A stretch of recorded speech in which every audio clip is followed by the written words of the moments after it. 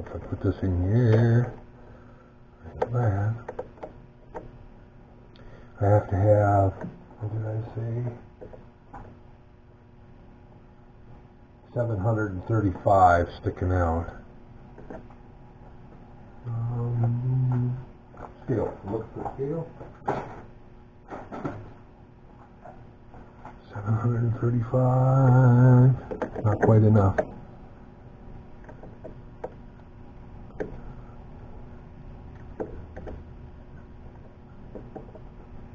Gripping out on the end of it, but that's okay.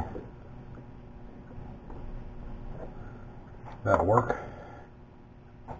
Now, turn 3/8, 735 back again. And we want this tool, and unfortunately we have to flip it all the way over. We have to turn it at angle in order to get up to that shoulder all the way.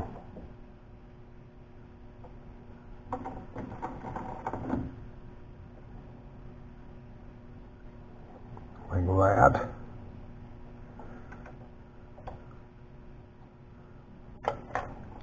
Okay. 0. Move the tailstock out of the way. Set this on 0. Come out.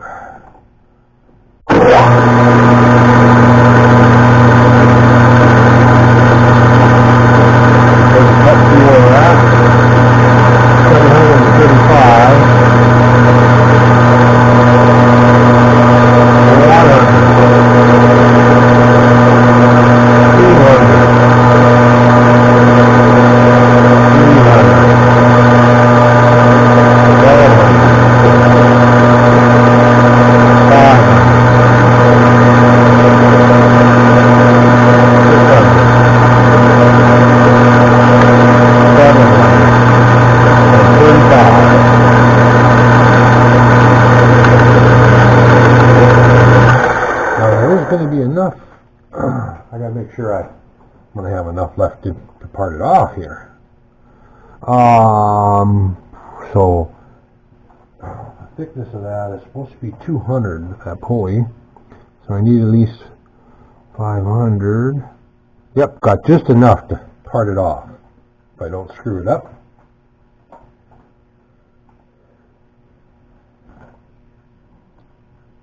Another 200 or pass.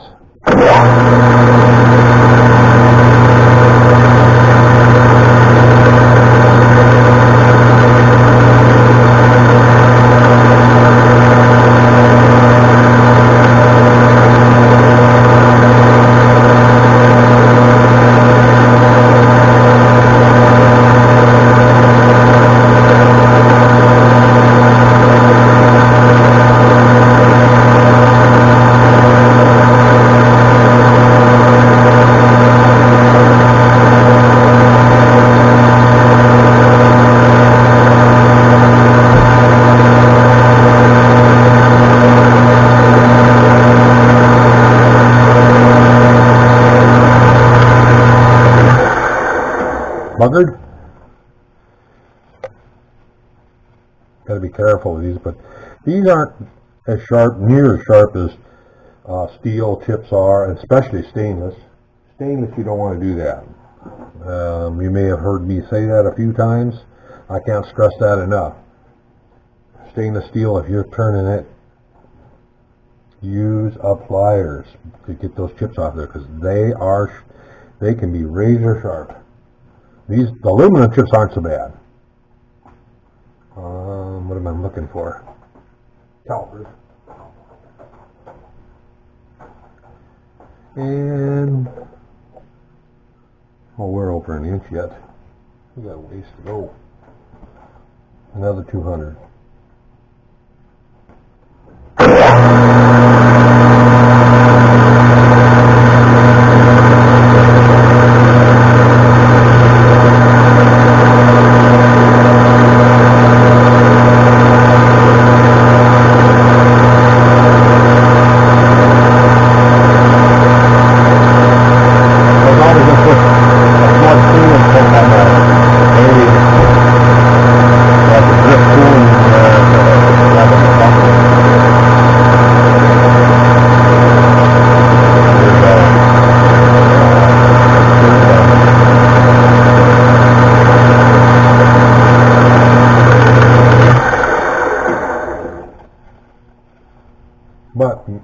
That's another one of those.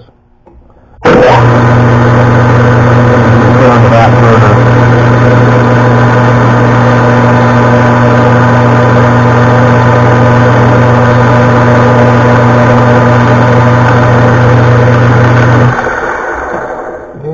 Take another 200. Just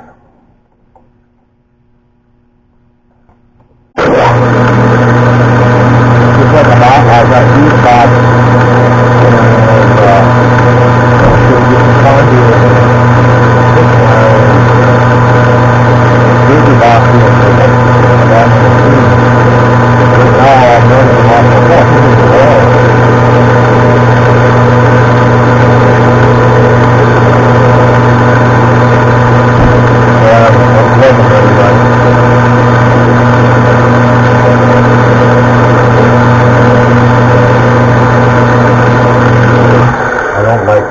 especially my NC machine. I don't like running, having it hooked up to power, especially during thunderstorms. I don't want it. I do have voltage regulator on it for 120, and I also have to smooth the current out, and I also have like a battery backup what do I want to say? Flash protector. Anyway, if lightning will hit the line, that's supposed to protect it. Guaranteed. Up to 10 in, was it 50,000? I think $50,000 guarantee or something like that.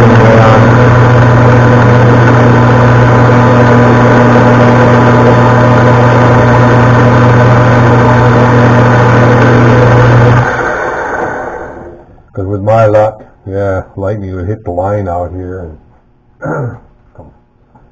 and wreck my machine. That's why they get unplugged. Another 200.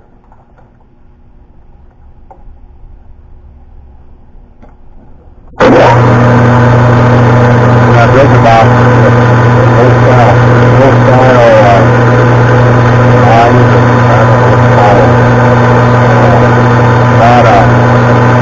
not really a breaker box. Just the milk box.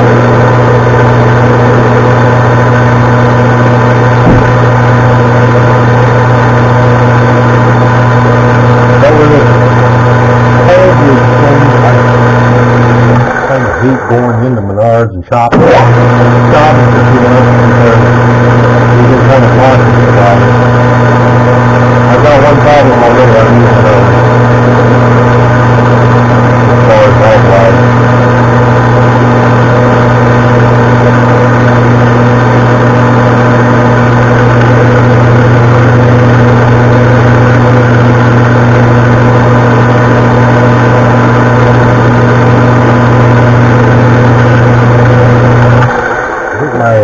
Tailstock moved. I got to turn it a little more on my tool holder. Tailstock.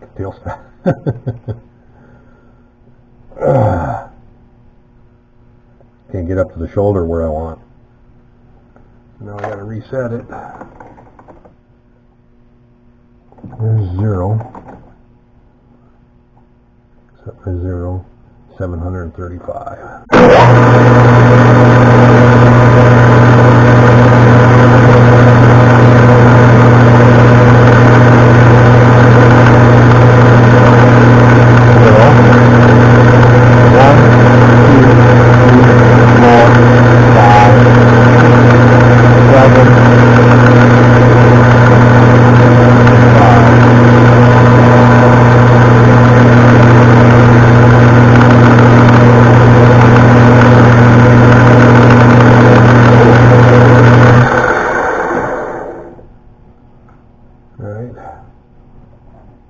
We're at 500 and something now. 550.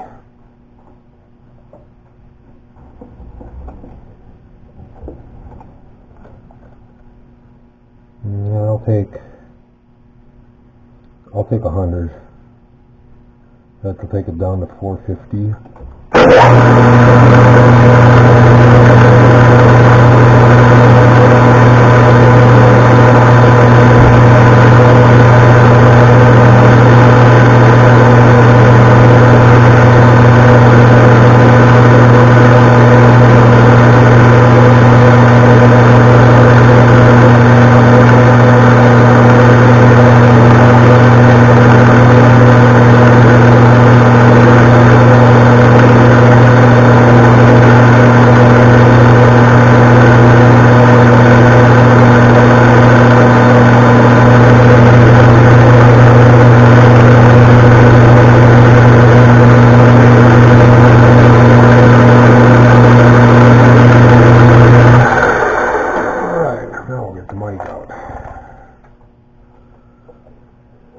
Like I say, this 375 diameter is not really critical, so.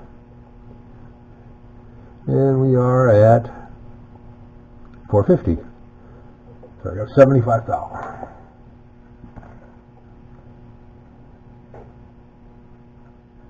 $75.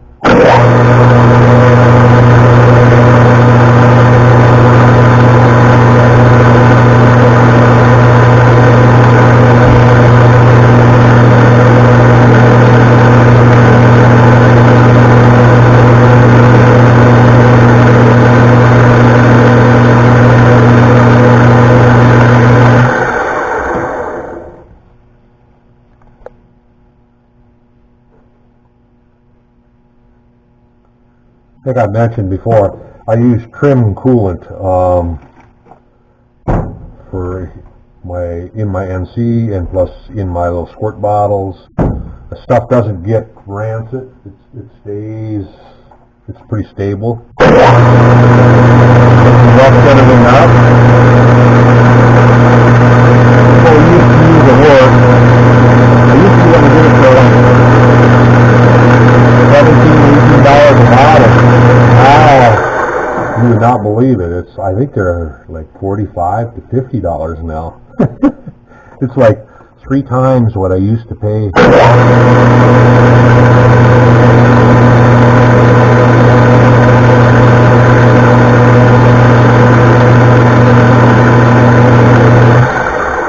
I still have some left. Let's see, where is it? I think I got a jug of it left. Yeah, here we go. It's just about a full jug. And when it comes to buying it again, well, I may not have to because this stuff mixes, 1 gallon mixes 5. And this is what I use. Trim salt. It's trim. And it's blue. And you mix it. This 1 gallon makes 50 gallons. And it doesn't rust anything up. It stays, doesn't get rancid. You know, some of them coolants are fine. They work great, but you leave them sit for a month, and you come to use it, and then oh my, it just stinks so bad, like a dirty diaper bucket. 375. I'm going to go in and face that. So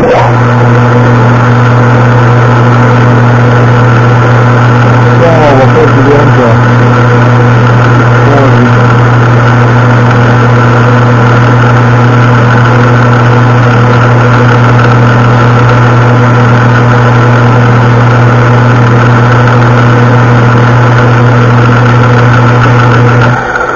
Clean that up. Now we got 3/16 diameter. We got, and that's only 200. So we're at 375. So I got to take in the video anyway because YouTube does not like having music on it. 375.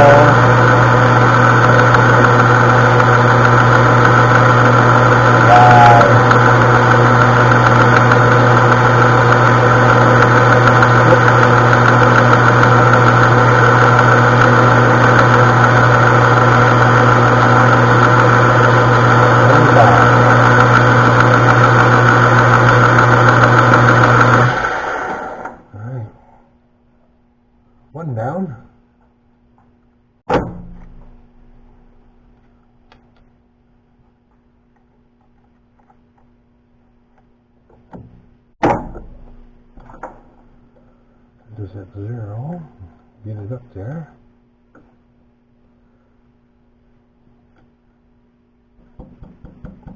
I'm tapping it up to where the tip of the drill is flush with the, or close to.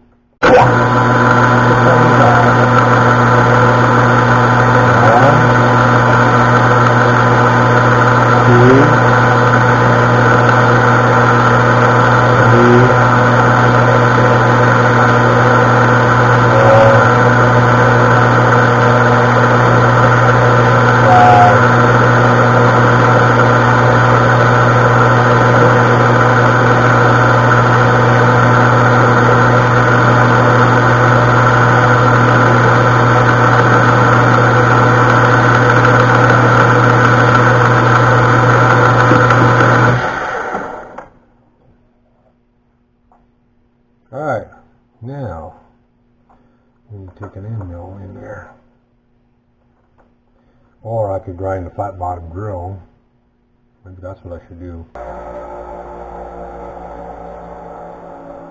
Alright, I should have picked out a better drill. This one, the shank was really messed up. Hopefully it's long enough yet. I think it is. Looking for another chuck key. Alright. Is this one of those deals where it's laying right in front of me and I can't see it? The drill chuck key is what I'm looking for. Can I carry it with me over here?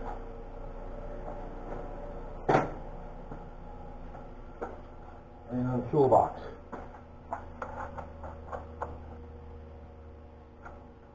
Okay. Still at 0. Lock that. I could put a gauge block in there, and then I'd know I'd get the depth perfect. Right there. And we want to go in 675, I believe. 675. 1, 2, 3, 4, 5, 6, and then we'll turn this on.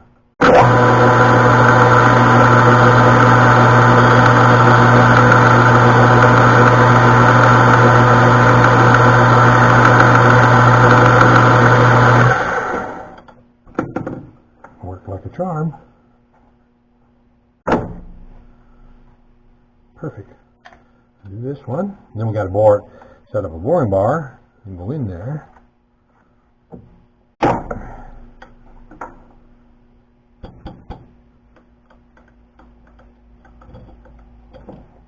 Set this at 0.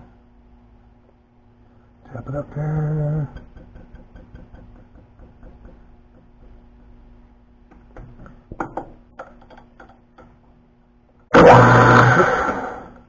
Gotta count my turns. 1, 2, 3, 4, 5.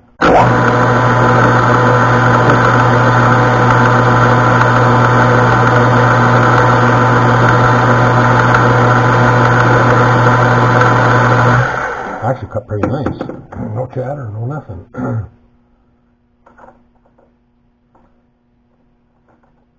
Save that. Put that one aside and save it. Alright, now we need to get a boring bar set up to go in there. A small boring bar.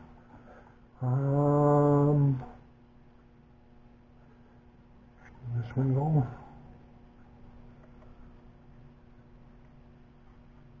This one ought to make it.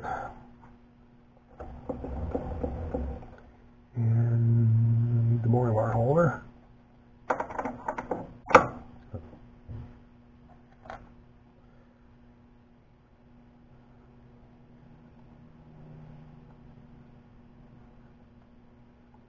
This is a homemade boring bar that I ground. This boring bar I probably ground up from an old 2-flute end mill, and I did that probably 40 years ago. Still using it, still works good. Carbide 2-flute router bit, straight flute router bit. It used to have a pin router, and they'd throw those 2-fluter end mills away quite often. They'd ding them up, and instead of sharpening them, they just threw them away. And me, the scavenger rat that I was, grabbed them, and I said, hey, I can make something out of those, and I made boring bars. And I think a lot of people did out there, made those. Didn't want to let anything go to waste, that's for sure.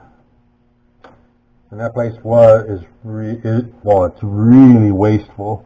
They throw a lot of stuff away that they just hauled out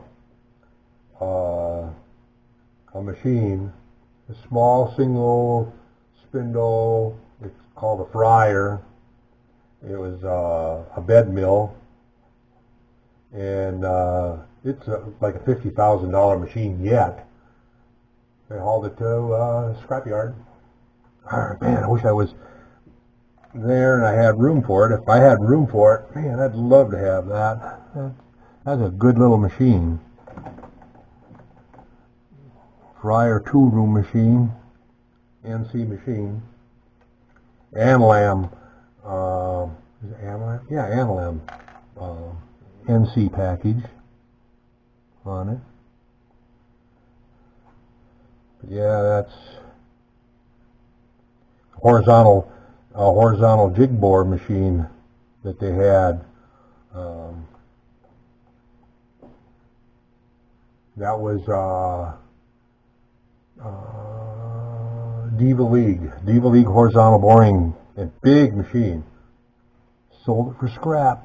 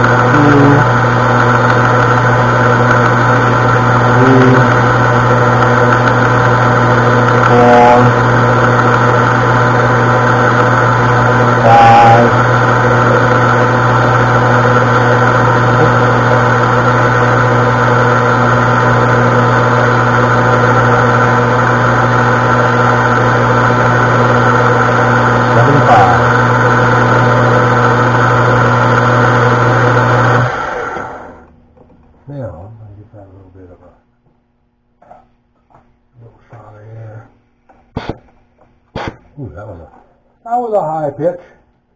I bet the camera didn't pick that one up. All right, we want to go to a 275 diameter. Should have about 15 thousandths to go. I don't think I have a snap gauge that small. We have 265. So we have 10,000 to go.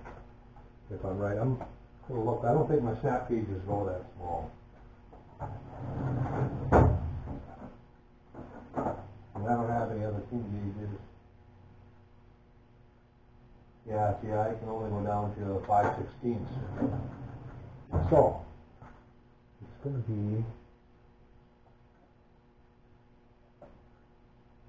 Did I have a bearing over here? I thought I had a bearing. Oh, there it is. There it is. And I just want a slip fit for this. And the hole is always bigger when you measure with the calipers like that. The hole is always going to be bigger than what you get because of the flat that you have on the jaw.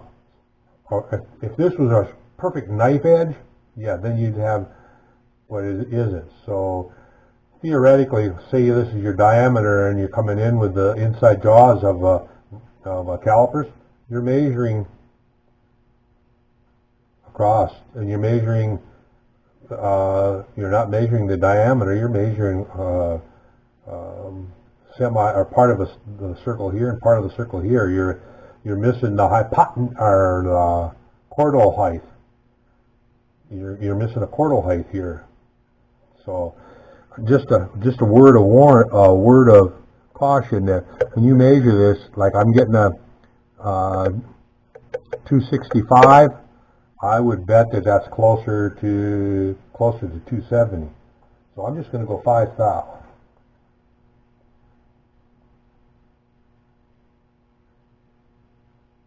So we go 1, 2, 3, 4, 5.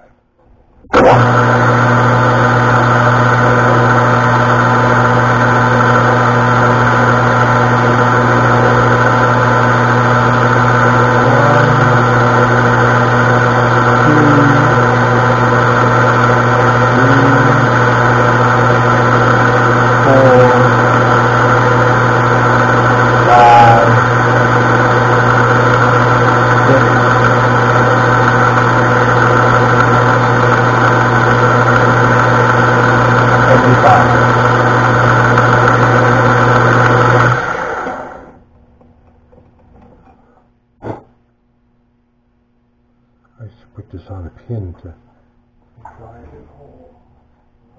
Do I have a short piece of this? I think I do. I don't think I have a short piece. Not going to work. That's not going to work. Oh, I know. I'll use a drill. Use the drill. Yeah, big dummy. Got 275. You know, 272, or no, that's 157.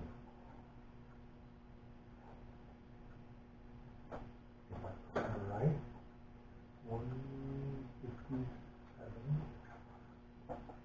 157, if I remember right, for the, yep. So now let's see if this will go in.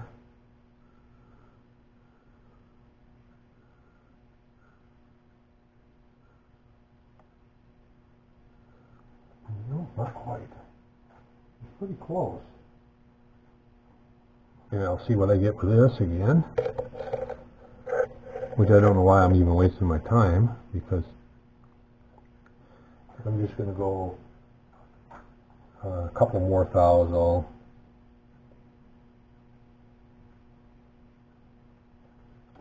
I wanted a fit, and not a rattle fit, as I call it.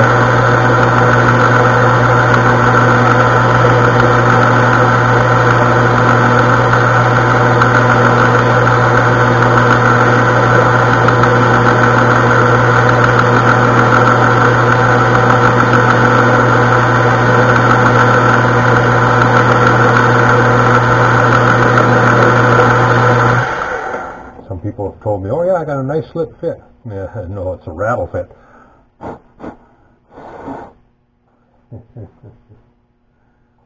Oh well.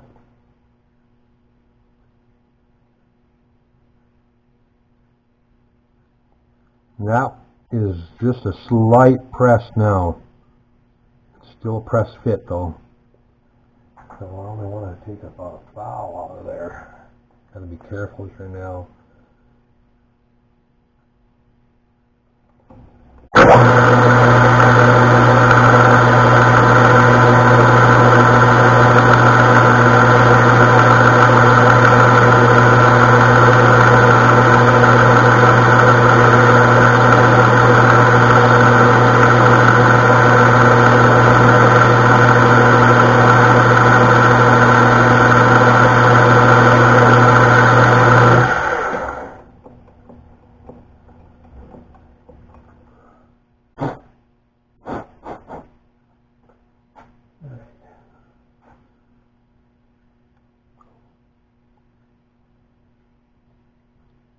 A little bit on the loose side, but not too bad.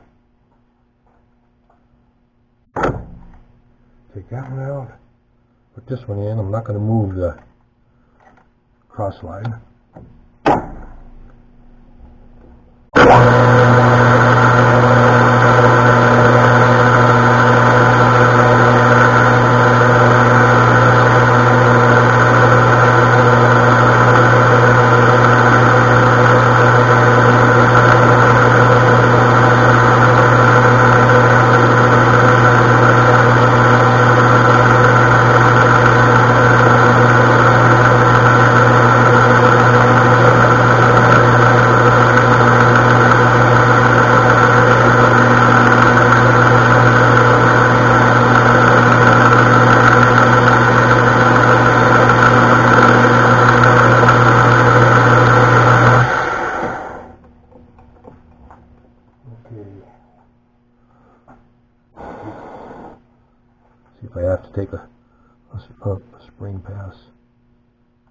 perfect. That one's nicer than the other one even. And that's because I didn't take a spring pass on it.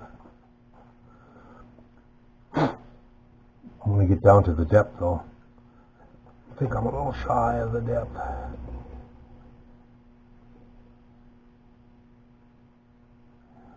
Yeah, I'm about 10th out shy.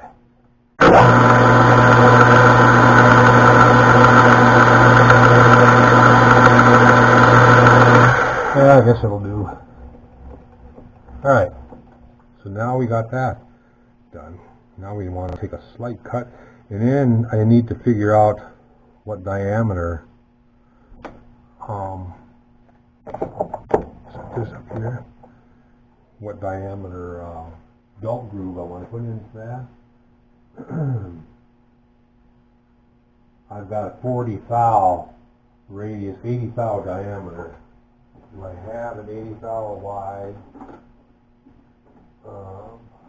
grooving tool? I have.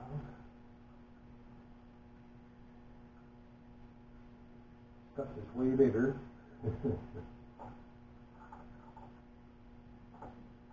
Oh, wait a minute. Wait a minute, what's this one? This one is a 65. You know, I could end up with a flat bottom in it too. I guess that wouldn't matter.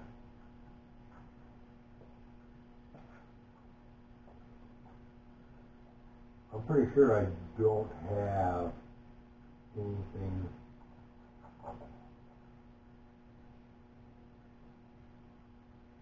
I have a 90. I have a 90 thou. I might use that. A 90 thou carbide. I don't know what I ground that up for.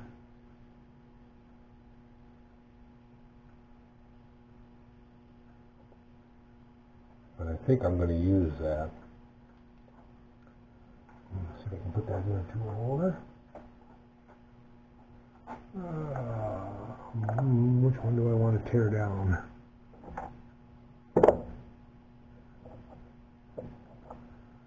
Tear down my threading tool. Yeah.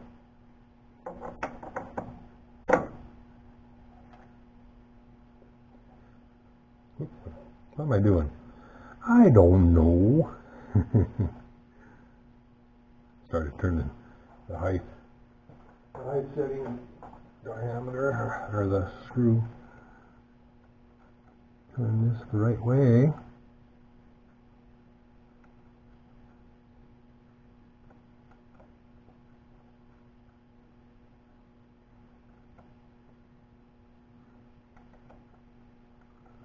Now I want to set it straight.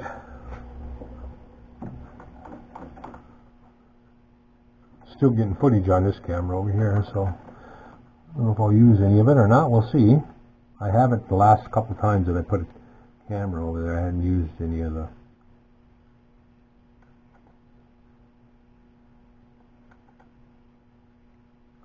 So it's a 90 thou. Go back out here. Oh, I was going to take a cut across that. I'm not going to now. So I backed out. And we go over 45. And then we go to put that in the center of the 200, we go 100. That should put it right in the center.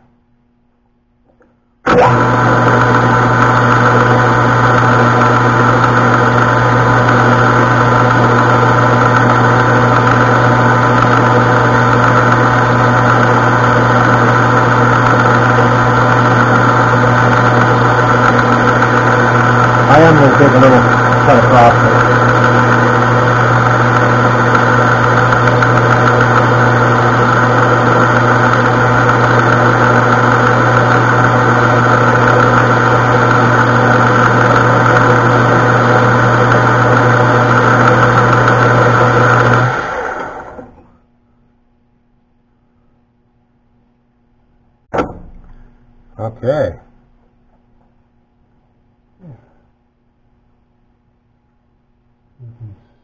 don't know if it's focusing on it or not, but the part is done except for installing the bearings. Put the bearings down in it.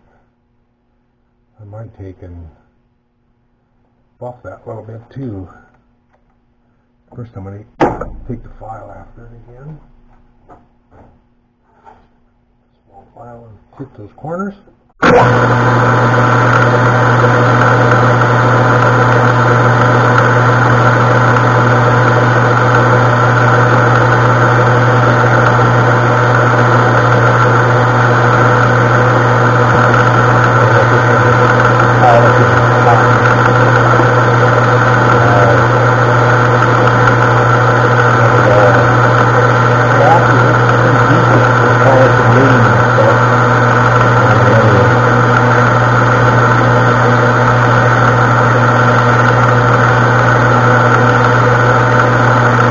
I might go a little deeper with that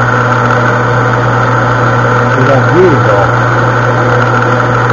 An O-ring is going to have to run an O-ring belt.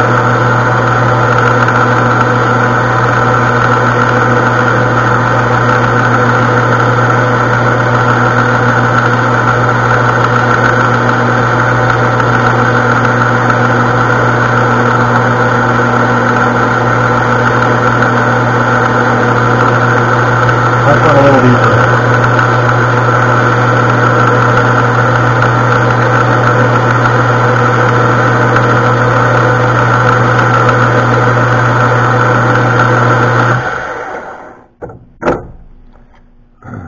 Should have did that on this side too with the never dull. Well, I can take my Dremel tool and polish it up too, because this is the side that's going to be up, and you'll see that. Although I was thinking about painting it also, so I don't know what I'm going to do. All right, do the same thing on this one. Take a cut across the top first.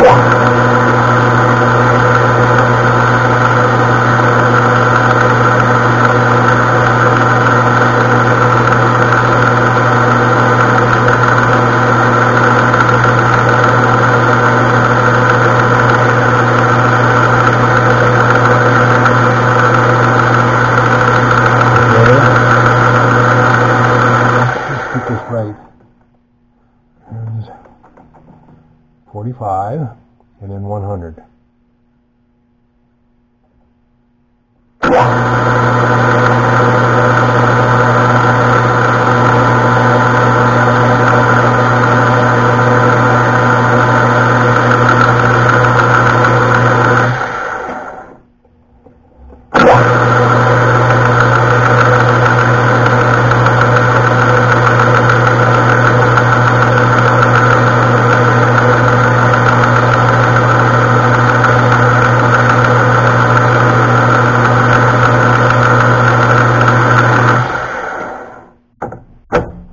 Okay, another part down.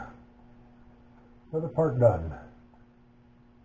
So, other than put the bearings in, and we'll have to make a sleeve to go between the bearings to space the bearings.